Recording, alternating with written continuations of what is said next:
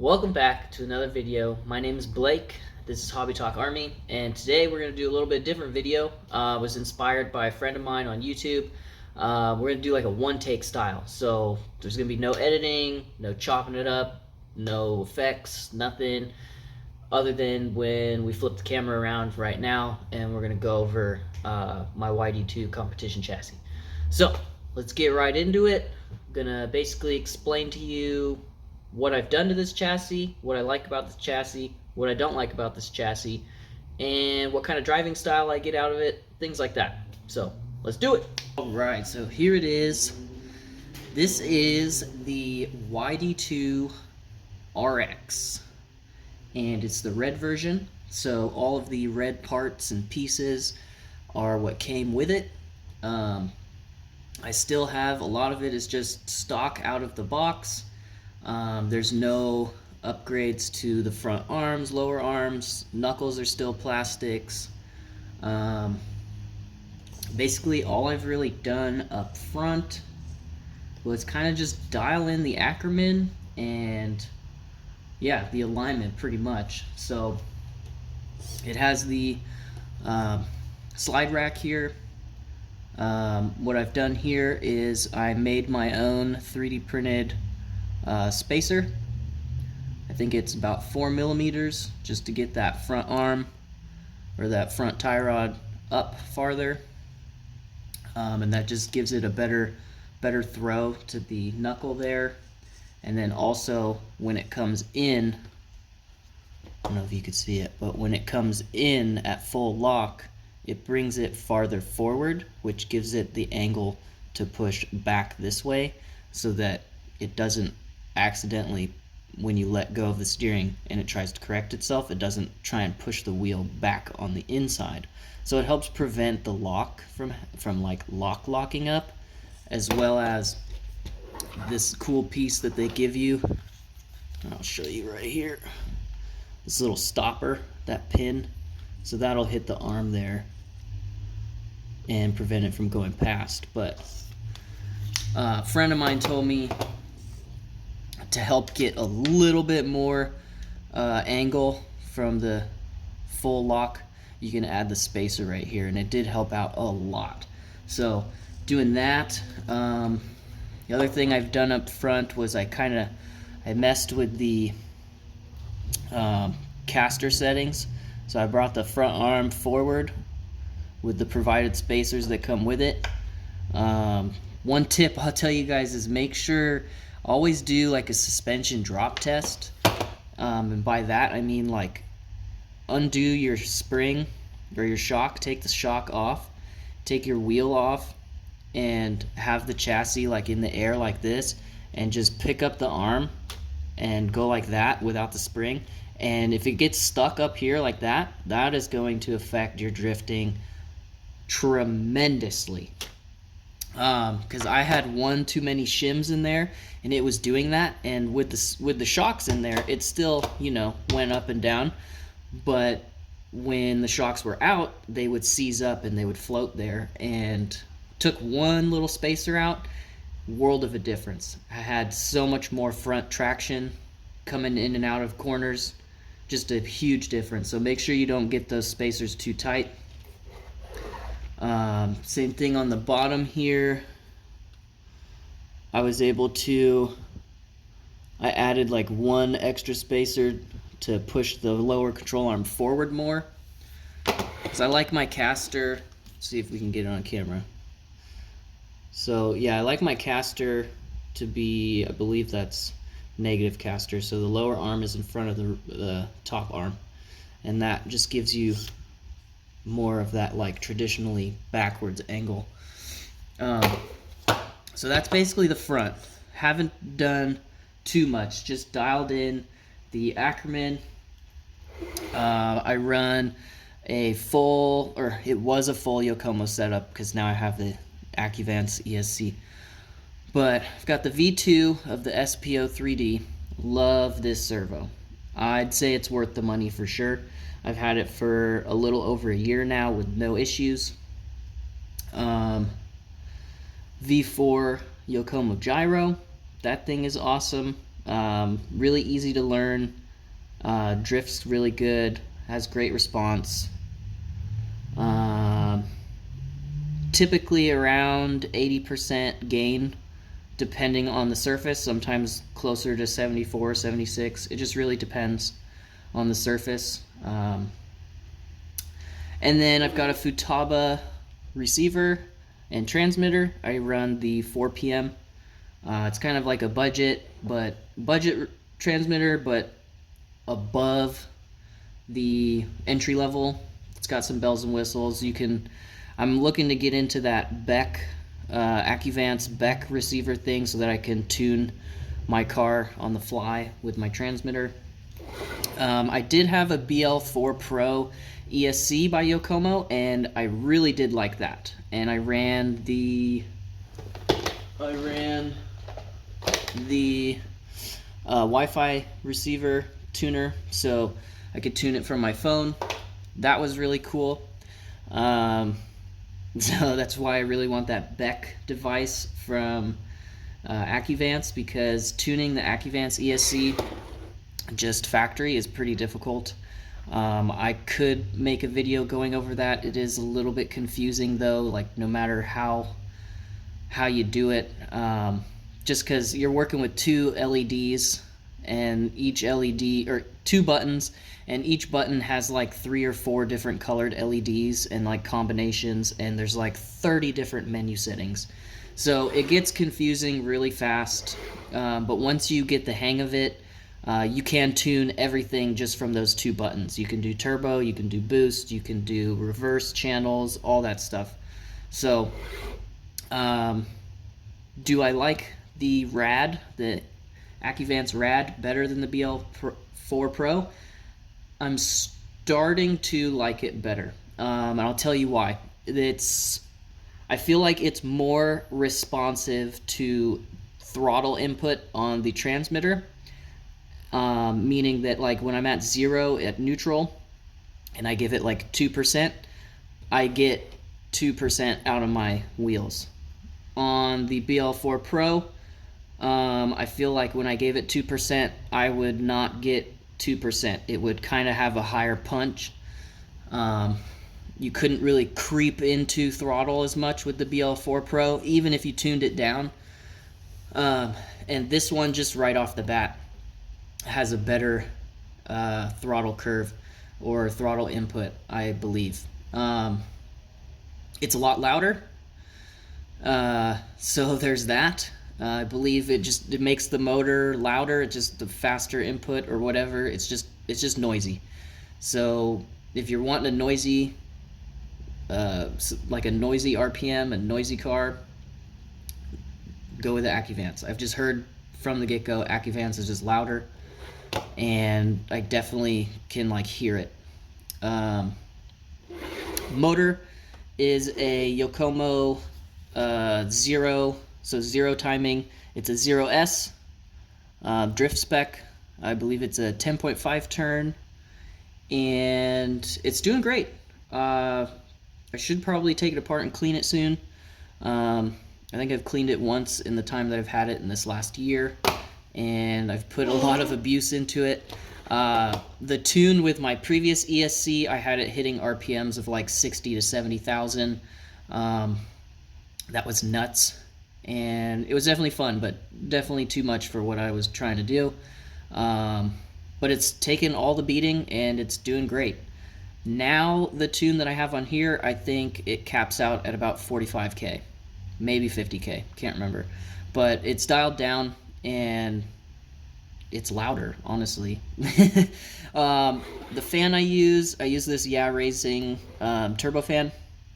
It sounds pretty cool. It's got a nice little hum to it. It's not quite as loud as most fans, so that's nice. And I know there's some even the instructions say with the Accuvance that you have to use like an Accuvance fan, or else it could have issues. I didn't do that, and I'm not having any issues so far. Not recommending you do the same, but if you try it out, let me know.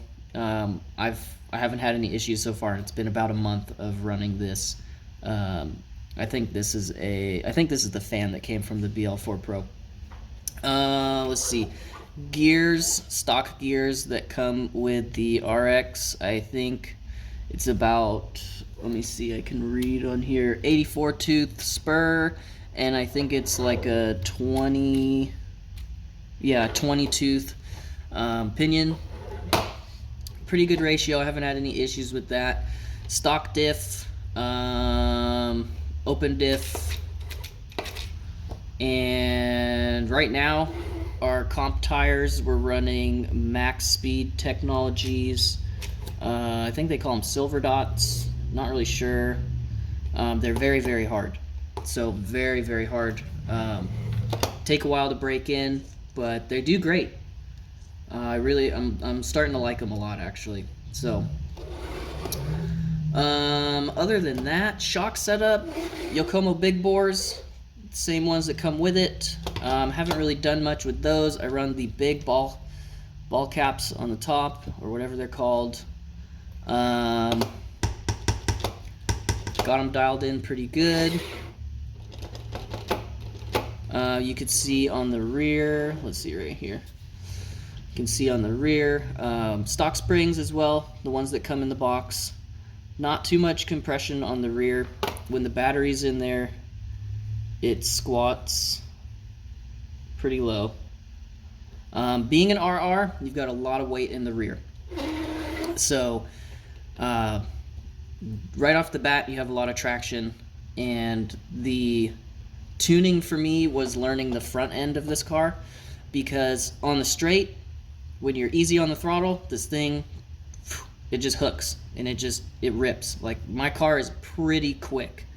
When you don't have the front end tuned in well at all, which is like what happened to me for a long time, you just lose grip coming out of a turn. So like, you would speed up, you'd be right behind someone, drift in, you'd be tandem, like door touch a door, and then as soon as they are able to come out of the turn, they would just take off away from you, because you have all this rear weight, and then when you're coming out of the turn, like your body rolled and whatnot, and this is just my assumption, but like, if your alignment wasn't on right, your wheels are just not up front, you just don't have grip, and I wasn't able to get the chassis back around to straight to get grip again.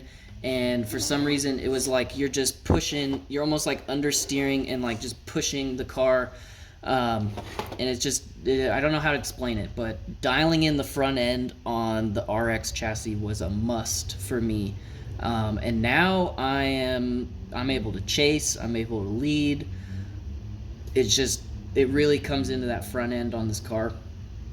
And I know a lot of guys say that this rear, like this RR style chassis, is more towards carpet tracks and stuff like that. And it makes sense. Out on polished pavement, which is what I drift on usually, it's a mission to hang with the other types of chassis, with the middle motor, front motor, all that kind of stuff.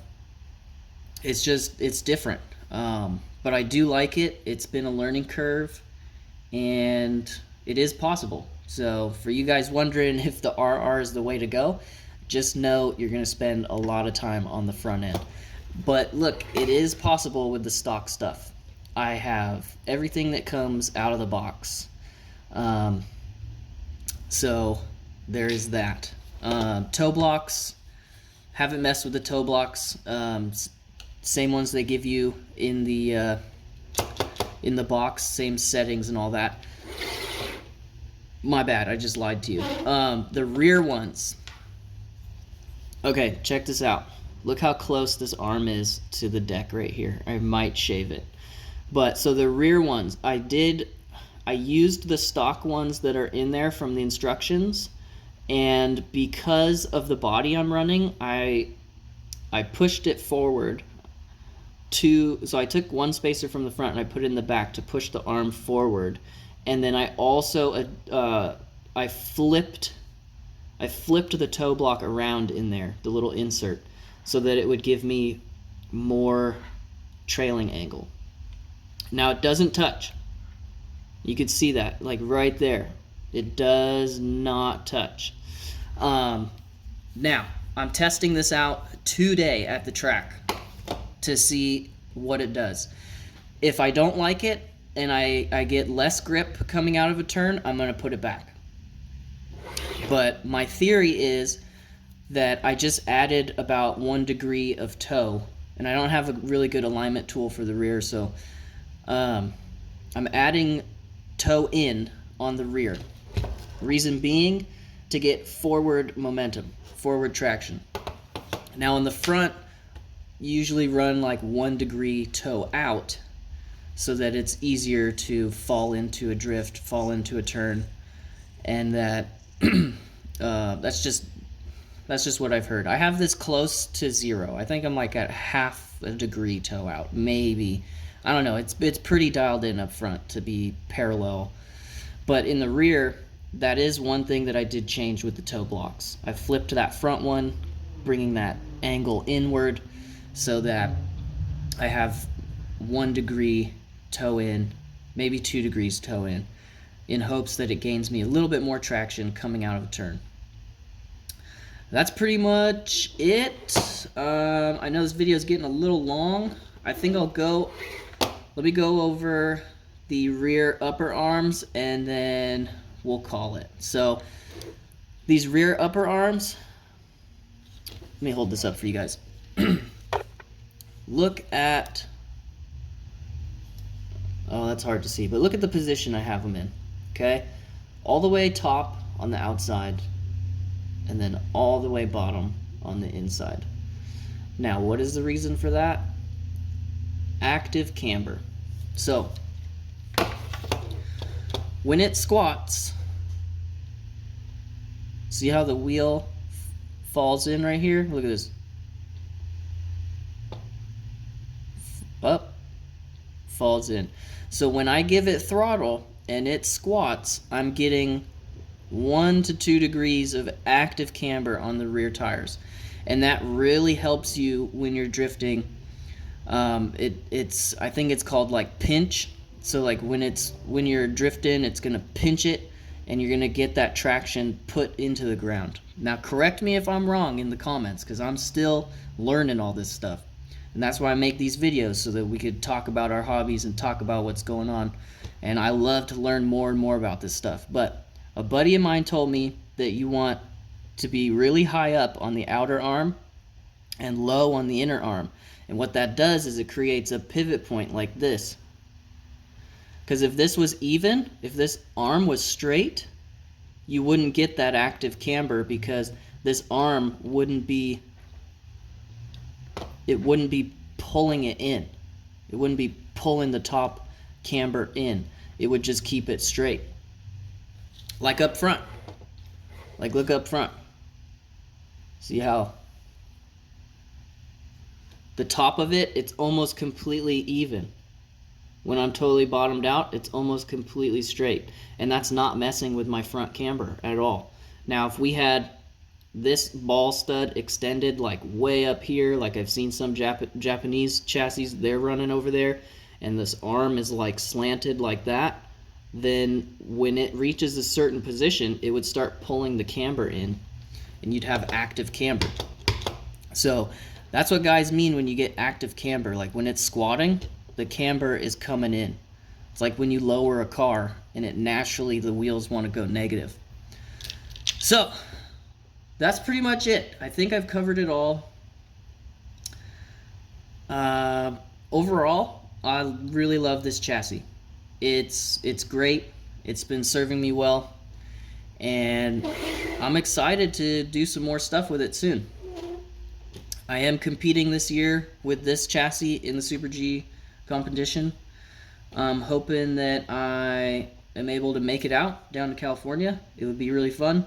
I've been to that track like one time, and it was a blast. So it was like way back when I knew nothing, and I was driving this like Eagle Racing chassis. So if I get to go back this year and drive this thing down there, I'll just be so appreciative of that. So anyways, guys, thanks for checking this out.